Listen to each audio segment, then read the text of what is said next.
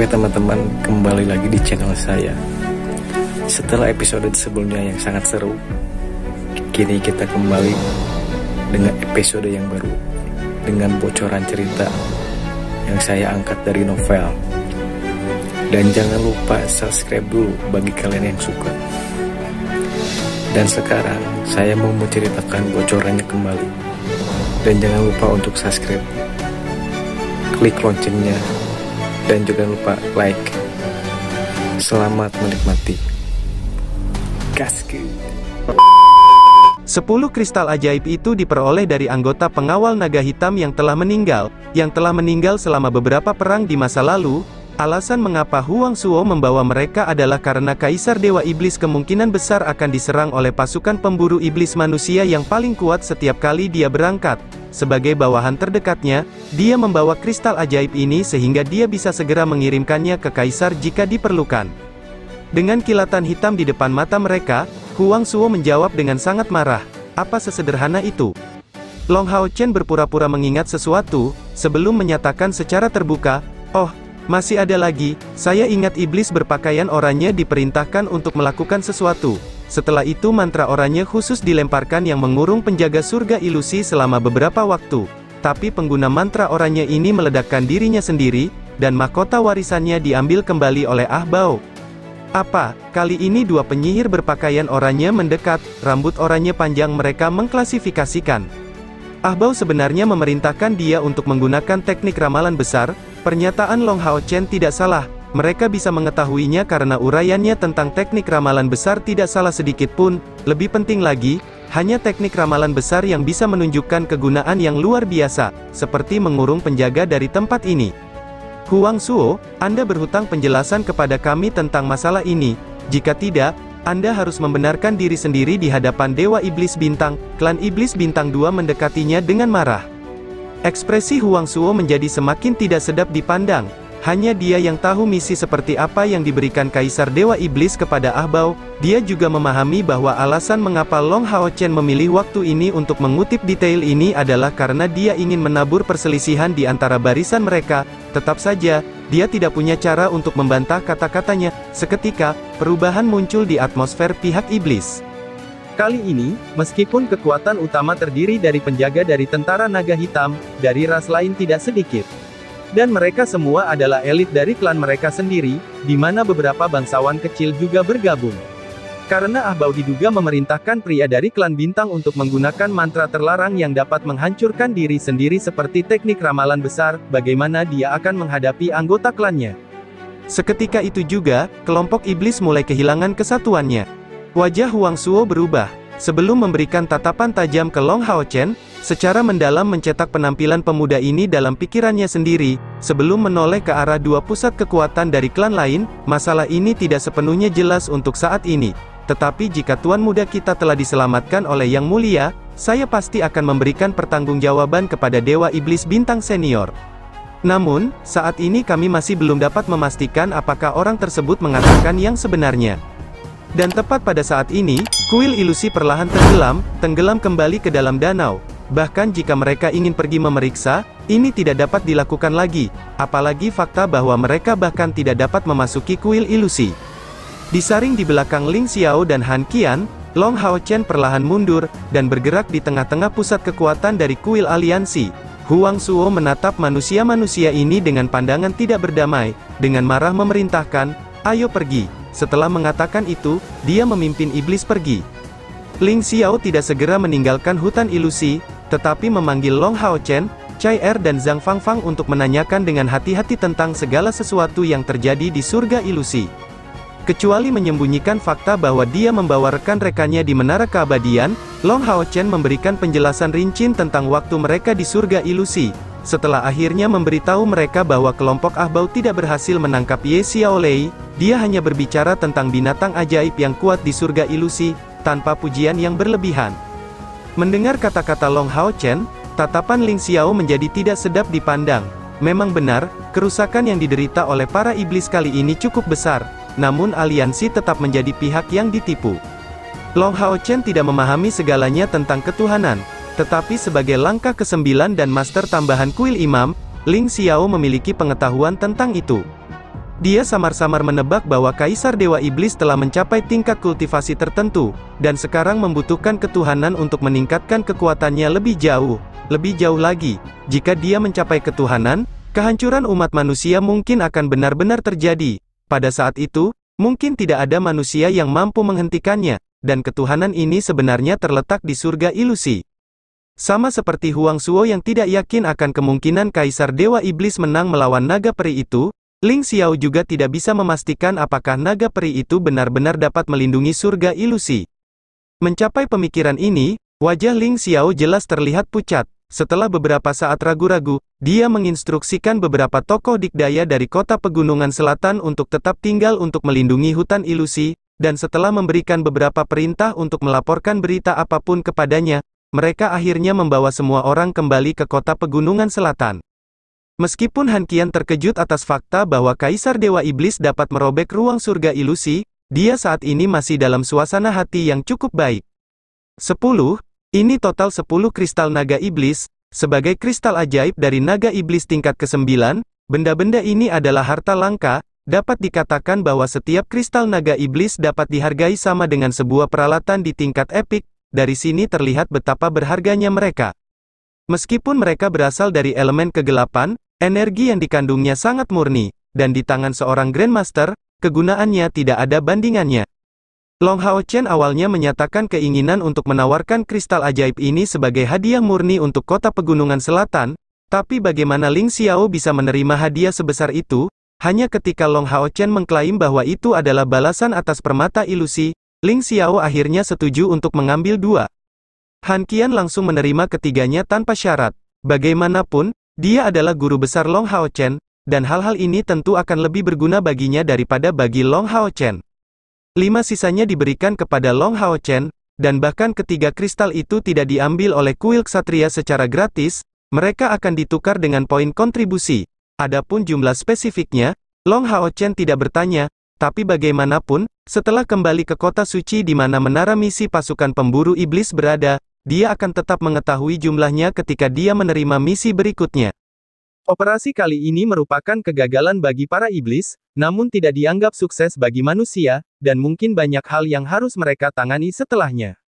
Dalam perjalanan pulang, Long Hao Chen menyuruh Ling Xiao mengobati luka Chai. Setelah dia baru saja mendapatkan kristal ajaib dari dua naga iblis, Ling Xiao secara alami tidak akan menyisihkan apapun, dan benar-benar menggunakan mantra penyembuhan langkah ke-9. Sebelum kembali ke kota pegunungan selatan, Chai dirawat dengan mantra penyembuhan yang kuat, yang bahkan meningkatkan energi spiritualnya. Setelah kembali ke kuil imam, Han Qian dan Ling Xiao tidak dapat memberikan perhatian lebih pada Long Hao Chen, karena mereka semua sibuk dengan pertemuan. Long Hao Chen dan Chai untuk sementara berpisah dengan Zhang Fangfang, dan kembali ke kamar pribadi mereka di lantai bawah tanah pertama. Bodoh, ada apa denganmu? Mengapa kamu terlihat sangat gelisah? Chai memberikan pandangan ragu pada Long Hao Chen yang tampak pucat. Long Hao Chen menjawab dengan suara serius.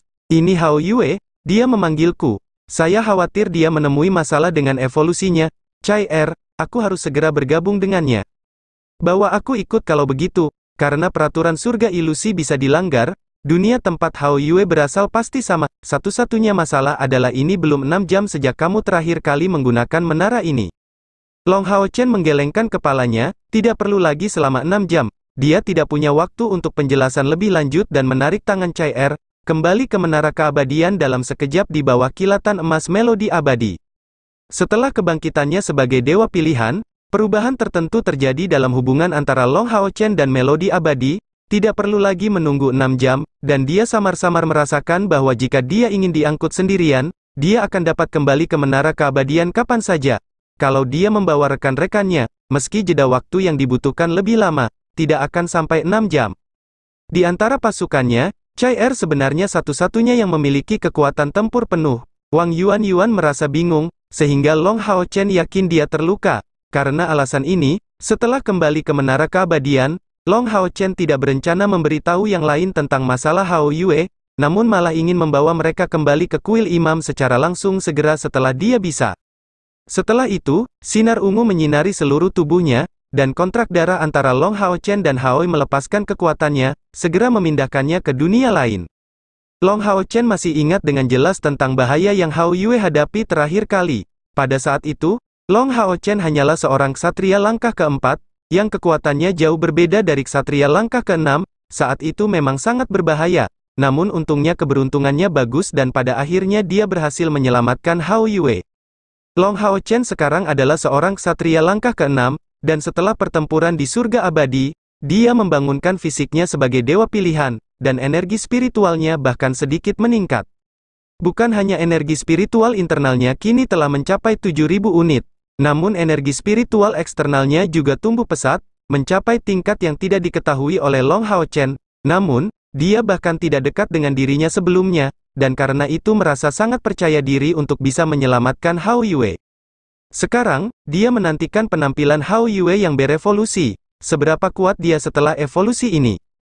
Selama evolusi terakhirnya, Hao Yue telah menumbuhkan kepala ketiga, sebelum memakan banyak kristal ajaib untuk waktu yang lama. Jumlah spesifiknya tidak diketahui Long Hao Chen. Namun dalam setiap pertempuran, Hao Yue adalah orang yang mendapatkan keuntungan paling banyak dalam hal ini. Inilah alasan mengapa dia begitu cepat memasuki kondisi tidur nyenyak yang memerlukan evolusi sekali lagi. Seiring bertambahnya waktunya bersama Hao Yue, Long Hao Chen merasa semakin penasaran tentang asal-usul Hao Yue. Pada saat dia baru saja muncul, dia tampak seperti binatang ajaib yang tampak lemah. Namun seiring berjalannya waktu, kekuatan yang ditunjukkan Hao Yue semakin besar. Namun prestasi yang paling mengesankan adalah kemampuannya untuk berevolusi. Hanya dalam 2 tahun kemudian, evolusi ini pasti akan membuatnya menembus langkah ke-6. Ini adalah kecepatan evolusi yang Long Hao Chen belum pernah dengar sebelumnya. Ketertarikan Kaisar Dewa Iblis terhadap Hao Yue lah yang paling mengkhawatirkan Long Hao Chen. Dia hampir yakin bahwa Hao Yue adalah orang yang dicari Kaisar Dewa Iblis ketika dia datang ke kota pengusir iblis. Dengan menghubungkan fakta bahwa Kaisar Dewa Iblis ingin mendapatkan ketuhanan kali ini, Long Hao Chen mau tidak mau berpikir, mungkinkah Hao Yue juga memiliki ketuhanan? Namun, dia dengan cepat menyingkirkan pemikiran ini, karena ini benar-benar di luar dugaan. Dengan kilatan cahaya ungu, perasaan kenyataan menghantamnya, dan Long Hao Chen segera menggunakan mantel suci yang membungkusnya di dalam. Ini bukan pertama kalinya dia datang ke dunia ini, dan dia teringat akan suasana berlumpur di sini. Jika kuil ilusi bisa disebut sebagai pintu masuk ke surga ilusi, tempat yang penuh warna hitam dan merah ini bisa disebut neraka. Tepat setelah muncul, Long Hao Chen merasakan niat membunuh yang kuat, bergerak tanpa henti tepat di hadapannya. Itu adalah Hao Yue.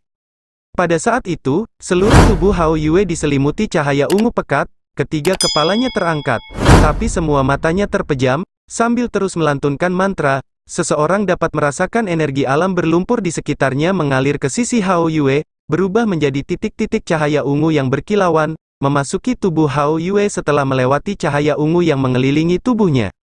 Dibandingkan sebelumnya, Hao Yue saat ini bahkan lebih tinggi, panjangnya hampir mencapai 8 meter, dan seluruh tubuhnya menjadi lebih kuat. Di punggungnya, 2 puncak tinggi bahkan lebih panjang, keduanya berbentuk segitiga, namun perubahan terbesar terjadi di kepalanya. Tonjolan di sisi kiri dari ketiga kepalanya yang besar mencapai ukuran 3 kepala lainnya, begitu pula dengan tonjolan di sisi kanannya. Saudaraku yang baik, aku datang, lakukan yang terbaik untuk berevolusi, dan serahkan sisanya padaku. Mengatakan itu, Long Hao Chen berbalik menghadap keluar. Evolusi Hao Yue ini terjadi lagi di sebuah gua, tetapi dia merasa terkejut hanya dengan tiba di pintu masuknya. Tempat yang dipilih Hao Yue untuk berevolusi mirip dengan yang terakhir kali. Sekali lagi di tengah gunung menunjukkan bekas perpecahan, seharusnya dialah yang membuatnya. Langit gelap gulita, dan tidak ada satupun bintang yang terlihat. Di udara terdapat beberapa awan kaya kegelapan dan elemen api, sementara jejak elemen lainnya sangat tersebar. Sejauh mata memandang, tanah dipenuhi retakan yang tak terhitung jumlahnya, beberapa aliran magma bahkan terlihat. Pada akhirnya, dunianya hanya seperti itu. Selain keheningan yang mematikan, Long Hao Chen tidak merasakan kehadiran yang hidup. Menyebarkan indranya, dia mendapat kabar baik bahwa setidaknya untuk saat ini, tidak ada musuh yang mendekat. Setelah kebangkitannya, Long Hao Chen dapat menyebarkan indranya dalam jangkauan yang luas bahkan di tempat yang penuh dengan keheningan yang mematikan. Setelah refleksi singkat, Long Hao Chen berusaha melihat apakah dia bisa bertemu dengan teman-temannya di Menara Keabadian. Perubahan luar biasa terjadi ketika ia menuangkan energi spiritualnya ke dalam melodi abadi. merasa bahwa dia bisa langsung memindahkan dirinya ke menara keabadian. Dia tidak lagi terpengaruh oleh ikatan waktu di sini. Tapi yang lebih penting, dia terkejut menyadari bahwa dia benar-benar bisa merasakan lokasi rekan-rekannya di menara keabadian, dan langsung memindahkan mereka ke sini. Kejutan yang disebabkan oleh perubahan ini membuat wajahnya berseri-seri dengan gembira. Perubahan seperti ini tentu saja akan sedikit meningkatkan peluang mereka untuk bertahan hidup. Terlebih lagi, setelah munculnya perubahan dalam melodi abadi ini, dia tidak perlu khawatir lagi tentang fakta memanggil Chai Er ke sisinya. Ini karena setelah Hao Yue menyelesaikan evolusinya, dia cukup mengikuti Hao Yue. Tetapi rekan yang dia bawa ke sini harus melewati menara keabadian untuk kembali. Koneksi Long Hao Chen dengan menara keabadian tidak memerlukan waktu lagi, dan berdasarkan perhitungannya, hanya perlu menunggu setengah jam setelah membawa seseorang ke sini, dan kali ini dapat diakumulasikan. Tepat pada saat itu, Long Hao Chen merasakan sesuatu. Melihat ke kejauhan, dia melihat sejumlah besar kerangka hitam yang sama, yang dia temui sebelumnya, menuju ke arahnya. Melihat pasukan kerangka yang besar itu, Long Hao Chen tidak bisa tidak mengingat kata-kata iblis Lik yang dia temui. Saat itu, meski dia merasa sangat tegang, dia masih mengabdikan seluruh tubuh dan pikirannya untuk melindungi Hao Yue, tapi setelah itu dia harus berpartisipasi dalam sisa kompetisi, sehingga dia tidak punya waktu untuk memikirkan kata-kata itu lebih lanjut. Namun, mengingat ingatannya yang menakjubkan, dia sekarang ingat kata-kata yang diucapkan kepadanya pada saat itu. Memikirkan hal itu, adegan ini muncul dengan sendirinya dalam pikiran Long Hao Chen. Pada saat itu, Iblis Lik berkata, "Tidak, apa yang kamu lindungi adalah reinkarnasi iblis, pencipta dunia kita yang gelap dan berapi-api. Keberadaannya justru menjadi alasan mengapa dunia kita seperti ini. Dunia kita hancur dan magma mengalir dari bumi, spesies yang tak terhitung jumlahnya punah karena dia. Yang kuat telah melarikan diri, yang kurang beruntung semuanya menjadi andit, dan sekarang, hanya andit yang bisa hidup di dunia terkutuk ini. Aku tidak tahu bagaimana kamu datang ke sini, tapi aura sucimu membuatku jijik dan tindakanmu membuatku semakin marah. Aku akan memberimu satu kesempatan lagi untuk kembali ke duniamu sekarang. Sekarang iblis, Austin Griffin, muncul di wilayahku. Meskipun aku hanya seorang Lik, aku harus membunuhnya. Jika tidak, siapa yang tahu penderitaan apa lagi yang akan ditimbulkan oleh pemulihannya terhadap dunia kita. Raja Iblis yang bereinkarnasi, pembuat kegelapan dan api yang jahat, dan karena Hao Yue dunia ini berubah menjadi neraka. Ini terlalu tidak terbayangkan. Long Hao Chen menghempaskan kepalanya sendiri dengan kekuatan penuh, tidak peduli apa, dia tidak bisa mempercayai kata-kata yang diucapkan Lik saat itu, dan kemudian, dia membenci dirinya sendiri karena membiarkan kepercayaannya terhadap Hao Yue terpengaruh. Dia masih ingat dengan jelas bahwa pada saat mereka bertemu satu sama lain di Gunung Suci Ksatria, seluruh tubuh Hao Yue dipenuhi luka dan memar ketika dia dipanggil. Kemudian, dia harus menggunakan darahnya sendiri untuk melindungi nyawa Hao Yue. Tapi dengan cara yang sama, tanpa Hao Yue dia mungkin juga sudah mati di medan perang. Selama bertahun-tahun ini, Hao Yue selalu menemaninya, dan bisa dikatakan sebagai orang yang paling dekat di hatinya, kecuali orang tuanya. Bahkan Chai Er belum bersamanya selama Hao Yue. Long Hao Chen tidak pernah menganggap Hao Yue sebagai tunggangannya, tapi sebagai adik laki-lakinya yang paling berharga. Setelah memikirkan hal ini, dia segera merasa damai, dan hanya niat bertarung yang tersisa di matanya. Tepat pada saat itu, sosok buram mulai melayang dari jauh, ia maju menuju pasukan kerangka dan mendorong ke depan. Sosok-sosok hitam itu, yang matanya berkilauan dengan nyala api hijau. Bukankah itu Lik? Long Hao Chen menghitung total 12 Lik, dan saat mereka mendekat, dia menemukan bahwa kerangka di bawahnya berbeda dari yang terakhir kali. Selama kunjungan terakhirnya ke sini, kerangka yang dia temui hanya berukuran sebesar manusia biasa, namun serangan dan pertahanan mereka sangat kurang. Tapi kali ini, kerangka-kerangka itu tingginya hampir 2 meter, dan meskipun semuanya berwarna hitam, mereka jauh lebih kuat. Dan di tangan mereka terdapat beberapa senjata mirip pedang yang terbuat dari tulang. Tidak diragukan lagi, kerangka yang diperkuat ini dikendalikan oleh selusin Lik yang melayang di langit. Selama lumut ini terbunuh, kerangka di bawahnya tidak lagi menjadi ancaman. Namun, Long Hao Chen tidak bergerak tergesa-gesa, mundur ke pintu masuk gua, dia mengeluarkan kilatan emas dan Yating keluar, melayang di udara. Merasakan lingkungan sekitar, Yating segera mengerucutkan bibirnya, "Tuan, tempat ini benar-benar kotor." Tiba di tempat yang begitu mengerikan segera setelah meninggalkan surga ilusi. Long Hao Chen berkata dengan nada serius, ini adalah dunia tempat Hao Yue berasal. Dia sedang dalam tahap penting dalam evolusinya, jadi kita harus melindunginya. Kembalilah ke bentuk terkuatmu, pertarungan akan segera dimulai. Oke, kecemerlangan emas yang dalam menyebar dari tubuh Yating, dan dengan kilatan keemasan, dia kembali ke wujudnya sebagai seorang gadis, yang kecemerlangan emas lembutnya bercampur dengan Long Hao Chen, saling melengkapi dengan baik. Tengkorak-tengkorak itu semakin mendekat, sementara 12 lik itu melayang pada jarak 200 meter dari gua. Api hijau lumut berdenyut di mata lik yang melantunkan mantra tanpa henti, kecemerlangan hitam atau abu-abu menyembur keluar dari langit ke kerangka, dan segera, kecepatan kerangka itu tampak bertambah, dan bahkan aura mereka menjadi diperkuat karenanya. Di tangan kirinya ada perisai suci agung dan di tangan kanannya ada disiplin cerah. Saat Long Hao Chen sedikit maju, menciptakan jarak antara pintu masuk gua dan dirinya sendiri. Saat dia melirik 12 lik dengan pandangan dingin, dia membuat persiapan untuk pertempuran. Akhirnya, kerangka pertama mengulurkan tangan, berlari dengan kecepatan tinggi dan mengarahkan bilah tulangnya ke kepala Long Hao Chen.